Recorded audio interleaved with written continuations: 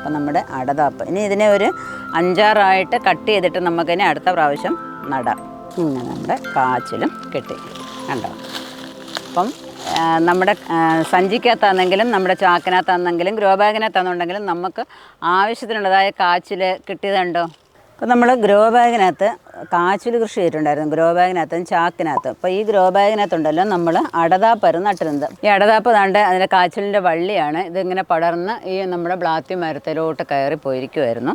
അപ്പോൾ അതിനകത്ത് നമുക്ക് കൊച്ചു കൊച്ചു കാച്ചിലുകൾ കിട്ടും, എന്ന് വെച്ചാൽ അടതാപ്പിൻ്റെ കുഞ്ഞുങ്ങളെ കിട്ടുമായിരുന്നു. അപ്പം അടതാപ്പ് എന്ന് പറഞ്ഞാൽ എല്ലാവർക്കും മനസ്സിലായി കാണുമല്ലോ, ഇത് നമ്മുടെ ഉരുളക്കിഴങ്ങിൻ്റെ കൂട്ടൊക്കെ ഇരിക്കും, അല്ലെങ്കിൽ കാച്ചിലിൻ്റെ കൂട്ടും ഇരിക്കും, അങ്ങനത്തുള്ള ഒരു സംഭവമാണ് ഇത്. അതിൻ്റെ വള്ളിയിൽ പടർന്നുണ്ടാവുന്നതാണ് ഇത്. അപ്പോൾ ഞാനത് ഇങ്ങനെ തറയിൽ വീണാണ്, അപ്പോൾ ഇതിനകത്തോട്ട് പറക്കിയിട്ടാണ്. അപ്പോൾ അടതാപ്പ് കാച്ചിൽ താണ്ട് ഇതിനകത്ത് ഇങ്ങനെ നിപ്പുണ്ട്. നമുക്കൊന്ന് എടുക്കാം, വിളവെടുക്കാം കേട്ടോ. തൊട്ടാ ഉണ്ടെങ്കിൽ വരും, നോക്കിക്കേ.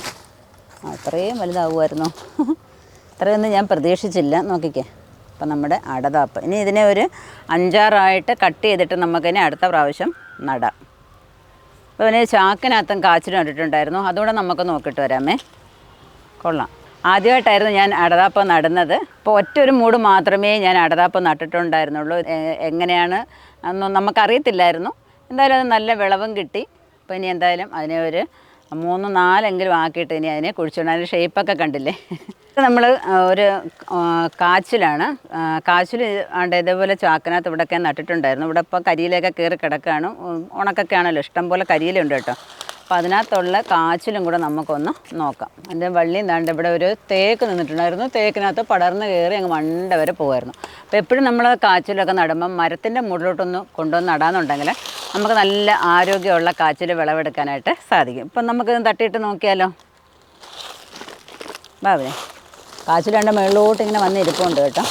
കണ്ടോ, മണ്ണൊക്കെ പകുതി ഭാഗത്തോളം നമ്മൾ കരിയില നിറച്ചിരിക്കുമായിരുന്നു. കരിയിലയൊക്കെ അങ്ങ് പൊടിഞ്ഞപ്പോഴത്തേക്ക് നമ്മുടെ മണ്ണും ഒക്കെ അങ്ങ് താണു, കാച്ചിൽ ഇനി മേലോട്ട് വരാനായിട്ട് തുടങ്ങിയിട്ടുണ്ട്.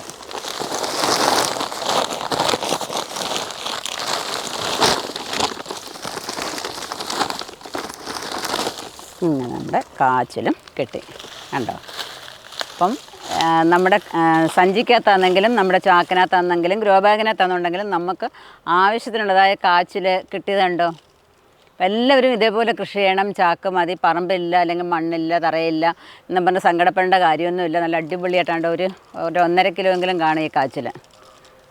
വളരെ സന്തോഷമുണ്ട്. ഇപ്പോൾ ഇതിനകത്തൊക്കെ ഇരുന്ന് 2-3 അവിടെ ഇരിപ്പുണ്ട്. ആ ചാക്കിനകത്തൊക്കെ ഇരുന്ന് ഞാൻ നേരത്തെ വിളവെടുത്ത് കഴിഞ്ഞതാണ്. അതും ഇതേപോലെ എനിക്ക് കിട്ടിയതാണ് കേട്ടോ. നല്ല അടിപൊളിയായിട്ട് അവിയലൊക്കെ വെക്കാനായിട്ടൊക്കെ സാധിച്ചു. ഇതിപ്പം ചെറിയൊരു വീഡിയോ ആണ്, പക്ഷേങ്കിൽ എൻ്റെ ഒരു സന്തോഷം നിങ്ങളെ അറിയിക്കാൻ വേണ്ടിയിട്ടായിരുന്നു. നിങ്ങൾക്കൂടെ പ്രയോജനപ്പെടണം, അതിന് വേണ്ടിയിട്ടാണ് ഞാൻ ഈ വീഡിയോ കാണിക്കുന്നത്. ചാക്കിലോ ഗ്രോ ബാഗിനകത്തോ ഒക്കെ നമുക്ക് കാച്ചിൽ നട്ടുപിടിപ്പിക്കാം. അതുപോലെ എന്ത് വിത്ത് വകകളും നമുക്ക് നട്ടുപിടിപ്പിക്കാം എന്നുള്ളതിൻ്റെ ഒരു തെളിവാണ് നിങ്ങളെ ഞാൻ കാണിക്കുന്നത്.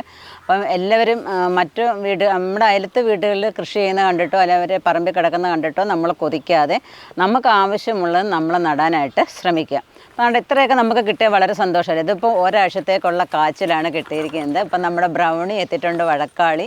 ഒരു രക്ഷയില്ല അവനെയും കൊണ്ട്. ഡപ്പോ എൻ്റെ തുണിയൊക്കെ വലിച്ചോ. അതൊന്നും എൻ്റെ അടതാപ്പിഞ്ഞെടുക്കുക. അവന് വേണ്ടാത്തതായിട്ടൊന്നുമില്ല. അപ്പോൾ എല്ലാവരും ഇതേപോലെ കൃഷി ചെയ്യണേ. അപ്പോൾ ഈ ചാക്കിനകത്ത് കൃഷി ചെയ്യുന്ന രീതി ഒന്ന് പറഞ്ഞു തരാം. അപ്പം നമ്മൾ അരിയൊക്കെ മേടിക്കുന്ന സഞ്ചിയാണെന്നുണ്ടെങ്കിൽ, അതല്ലെങ്കിൽ സിമെൻറ്റിൻ്റെ ചാക്കാണെന്നുണ്ടെങ്കിൽ അതിനകത്ത് ഒരു 3/4 ഭാഗത്തോളം കരിയില നിറയ്ക്കുക. എന്നിട്ട് ഇടയ്ക്കിടയ്ക്ക് നമ്മൾ എന്ത് വേണം, കുറച്ച് ചാണകപ്പൊടിയൊക്കെ ഇട്ട് കൊടുത്താൽ നന്നായിരിക്കും. അതല്ല ചാണകപ്പൊടി അന്നേരം ഇടാനില്ല എന്നുണ്ടെങ്കിൽ വിട്ടേക്കുക. അത് ഒന്ന് മുളയൊക്കെ വരുന്ന സമയത്ത് ഇട്ട് കൊടുത്താലും മതി.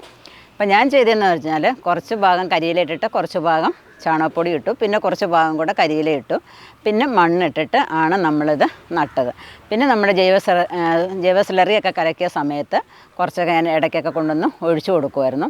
അപ്പം മണ്ണ് കരിയില താഴുന്നതിനനുസരിച്ച് നമ്മൾ കുറച്ച് മണ്ണും കൂടെ അതിനകത്ത് കയറ്റി കൊടുക്കണം.